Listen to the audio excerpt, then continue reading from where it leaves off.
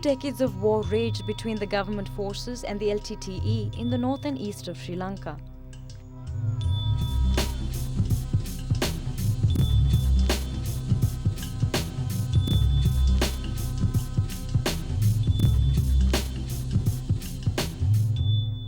Meanwhile, a different kind of battle raged among the civilians caught in the crossfire. The fight for survival in a climate of fear, suspicion, and constant personal danger. As men on the front lines died or simply disappeared, women were left behind to take on multiple burdens. To fend for themselves, their families, and the very foundations of their society amidst the chaos of war. In the eastern war zone of Batiklo, the Sri Lankan government forces and the separatist liberation tigers of Tamil Eelam wrestled for control. The obstacles of daily life, meanwhile, took a greater toll on those caught in between.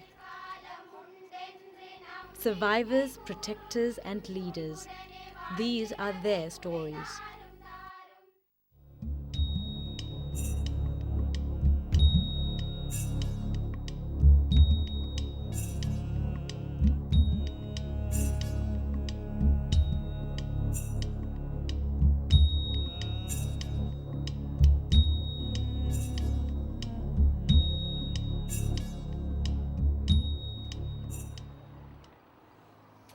Pumani's legacy of war are two additional dependents, her sister Anna Pillai and her daughter. They make her meagre fishing income a necessity. He went to cut the trees and they beat him. Because of that, he developed a pain in his ear. After taking him to the Batikalo hospital for this, he died in 1991.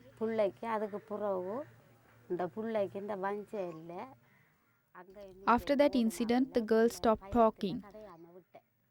Both she and her mother stopped talking after his death. They seem benumbed. Nobody helped. Only I do.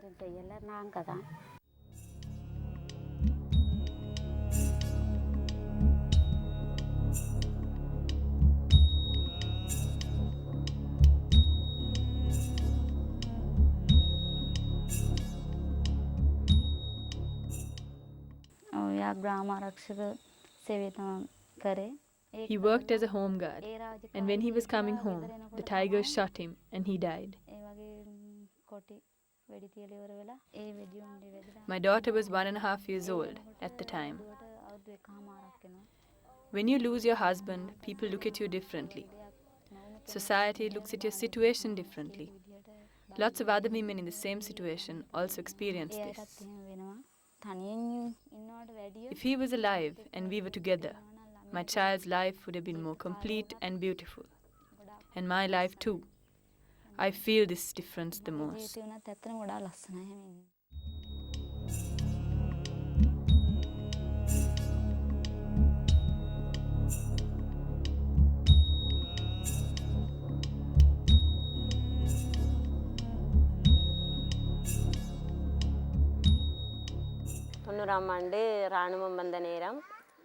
In 1990, when the army came, we were in our house.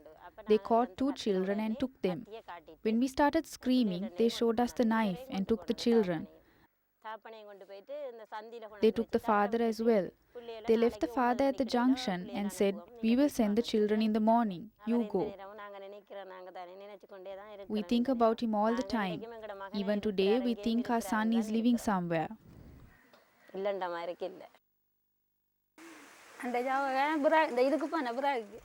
He went to get firewood and didn't come back. It was about 8 when he left. And I waited and waited, thinking he would come back, and he didn't. They say he was taken by the LTTE when going in the car.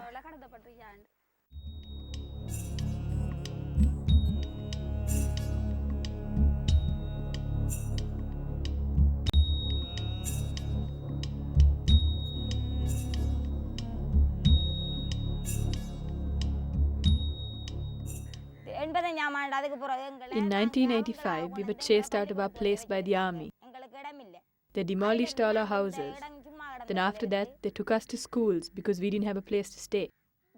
This place was bare land those days. I have been living here for 17 years, but the government didn't allow us to put up houses. They didn't give us permits, so we don't have deeds for this land. If they ask us to go, we don't have a place to go to.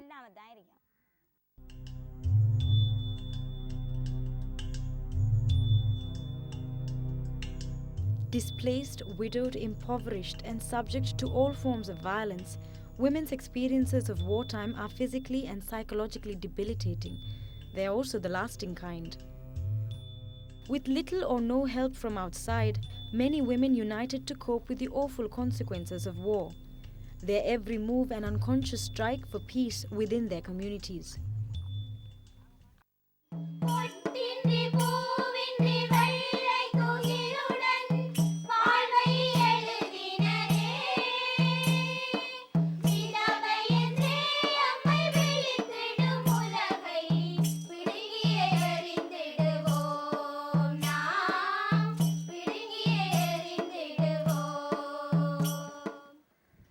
Burdened with the stigma of widowhood in a Hindu society and prevented from attending festivities, for Nirmala these wedding decorations are more than a source of livelihood. Her occupation is not merely ironic, it is a symbol of her resilience.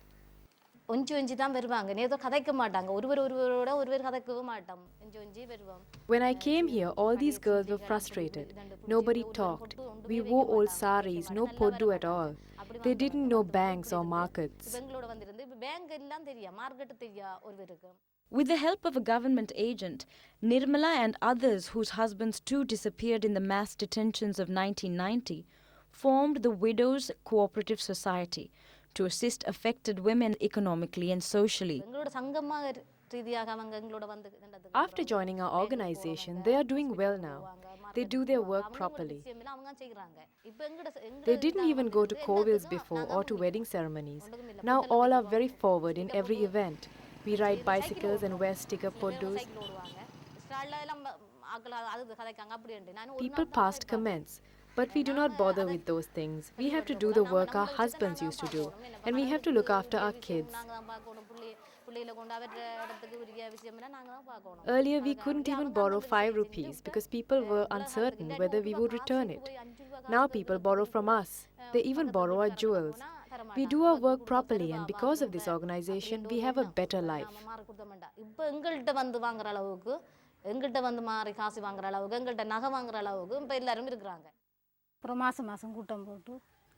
We had monthly meetings.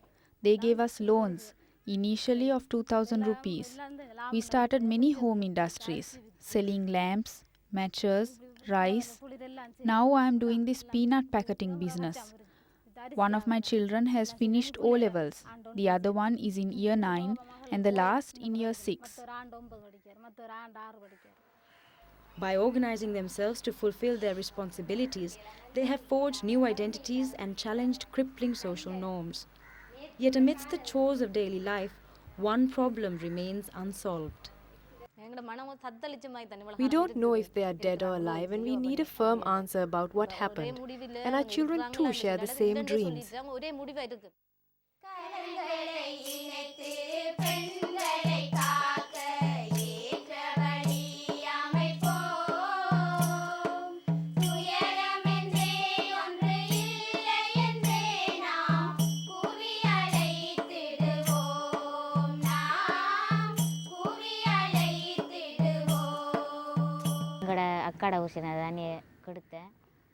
After my husband's death, I had a tough time. Then my sister's husband tricked and raped me, and now is refusing to admit it. I didn't want to keep that child with me and gave it back to the hospital. I managed for a while, but it was difficult. People create stories. She's going to get pregnant again and going to sell the baby again. So I didn't go out to work after that and sent my children instead.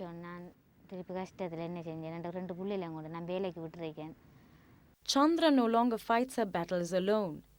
Through the counseling program of the Affected Women's Forum, or AWF, she is slowly finding a place in her community.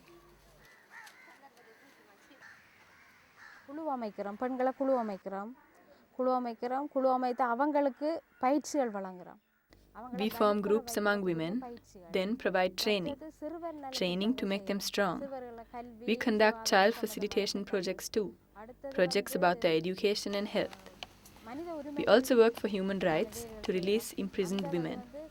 We provide training and conduct discussions on the rights of women. Then we have relief work. We help them financially by giving them loans and set up self-employment projects with personal and group loans.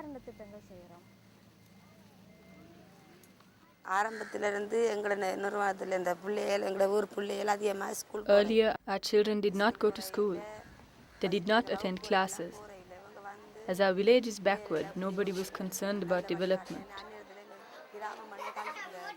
But the AWF came, advised everyone, talked to the teachers, and made the children attend school.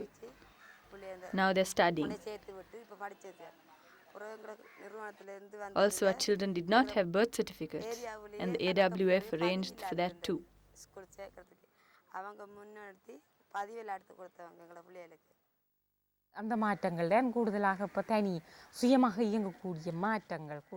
These are the changes in women today. They act independently, they proceed with their work, they go for work and they are confident of doing things. They know what the duties of a Samurdhi officer, Grama Sevaka, nurse and all are. The AWF also has very brave girls who can act immediately.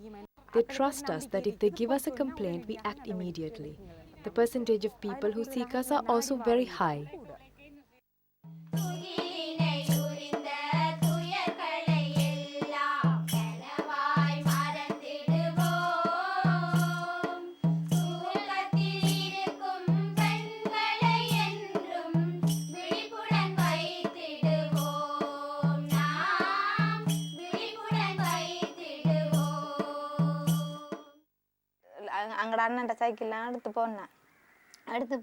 I was on my brother's bicycle and there was a soldier hiding near the cemetery. He ordered me to come see him at the camp. I went to the camp and was taken to the chief, and he took me to an old building that was in the camp and asked me if my uncle was in the LTTE movement. When I said yes, he asked me where and what his name was. I told him I don't know because he left when I was 8 years old and we have no contact with him. He said, "No, you are supporting your uncle. If you don't tell me the truth, I will hang you up and hit you on the head and put chili powder on you." I got scared and started screaming. After they beat me and left me, the man who brought me here came back. He said I must marry him and I said no. He said, "If you're not going to marry me, remove your trousers." When I did this, he raped me and left. The Suri Women's Development Group provides a space to seek justice and heal. Based in Batticaloa, Surya works on acting against and raising awareness about violence against women. Legal aid program, the women used to come and complain about their problem. So we used to file the case, conduct hospital to medical treatment, also to conduct police. Also we try to push the cases to women perspective.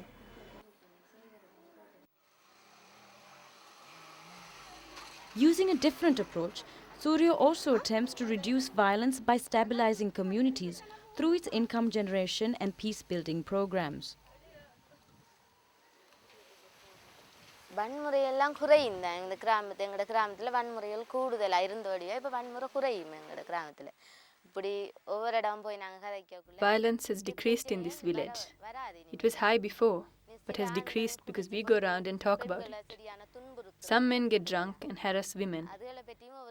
We talk about this as well and have reformed people.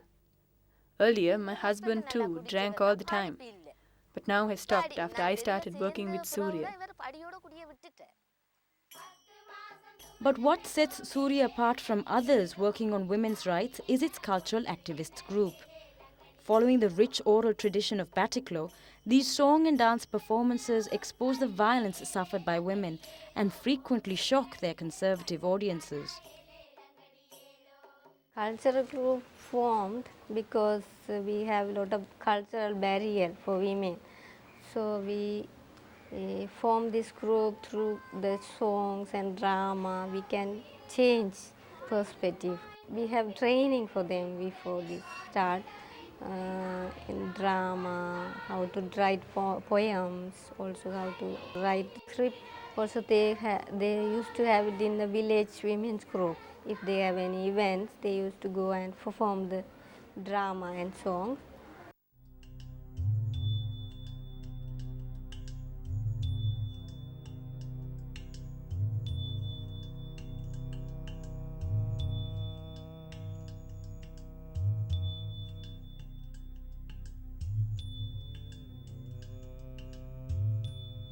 Women were the most affected, I would say, of this war, and they are bearing this brunt of the war. But still, they somehow they they face it and deal with the problems, and they continue to live. I think this is an important time, the time where this peace process taking place. And there's a whole lot of issues women can address, and also all connected with women's life. Now we are talking about the peace process, we are talking about development of the Northeast. There's 20 years of destruction, it's not easy to rebuild. But the development policy planners should think about that carefully, and when planning and implementing the development policy, they need to include women. They need to ask women's organization. They need to get the opinion of women and the village people and the area people. That's very important. And that the development policy shouldn't come from outside, and it should be drawn with the consultation of the people, men and women of the area.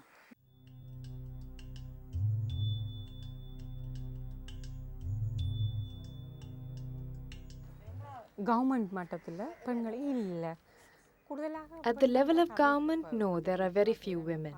Now in this peace talk, they haven't asked women's opinions. Both sides, the government and LTTE, are talking, but they have hardly consulted with the rest of the communities in the society. For this peace, everybody needs peace. Only then can we feel happy. It's not for any two particular persons or group though. If you take the government, it's only a party, the United National Party, and on the other side, it's the LTTE. There won't be peace if only these two talk for it. If everybody needs peace, we should all talk together. Then only can we feel happy. Otherwise, it won't be realistic if two parties only talk and try to move the process. I don't think it'll be a permanent peace then.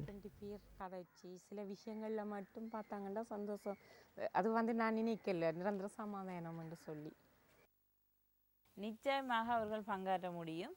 குறிப்பாக நாங்கள் புத்தளம் மாவட்டத்தில் வேலை செய்து கொண்டோம். புத்தளம் மாவட்டத்தில் காணப்படுகின்ற அகதிகள். Yes, women can contribute to the peace process. In the Puttalam displaced camps, we train women's group leaders in developing leadership skills. நாங்கள் பல்வேறு தலைமை தாங்கக்கூடிய பெண்களை உருவாக்கி. In times of conflict, it is these women who work towards communal harmony between Tamils and Muslims. பலப்படுத்துவதில் மிகவும் கூடிய அளவு ஈடுபட்டு வருகிறார்கள்.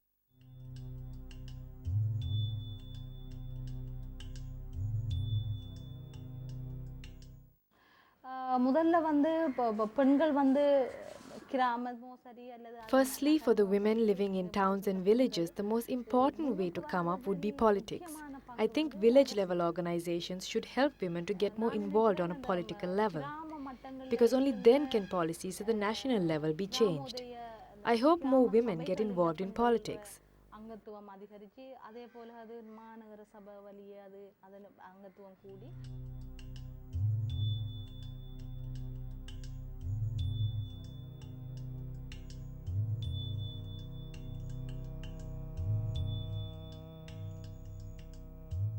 கிழக்கு மாகாணத்தை பொறுத்தளவில் இந்த காணாமற் போனோர்களை பற்றிய செய்திகளை நாங்கள் பார்க்கின்ற பொழுது இது முற்றுமுழாக எனது அறிவு கட்டிய வரை Regarding disappearances in the East, it is not only the LTTE that is to blame, because there are so many armed Tamil groups that are also responsible.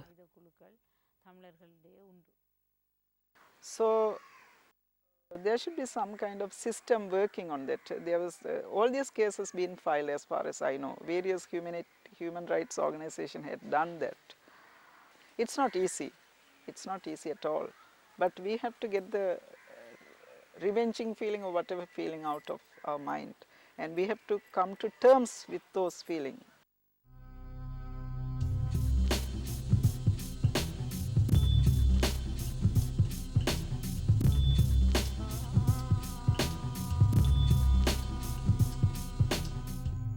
These are but a few examples. Faced with the unexpected, women have adapted and innovated strategies of survival in a hostile and challenging environment.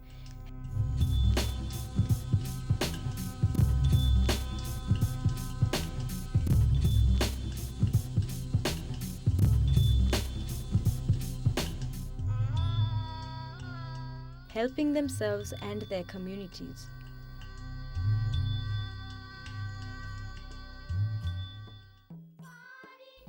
Proving themselves to be resourceful and strong, breadwinners, protectors, negotiators, and leaders. With a finger on the pulse of a nation, they shape the future. On the road to peace and recovery, their voices need to be heard and their burdens shared.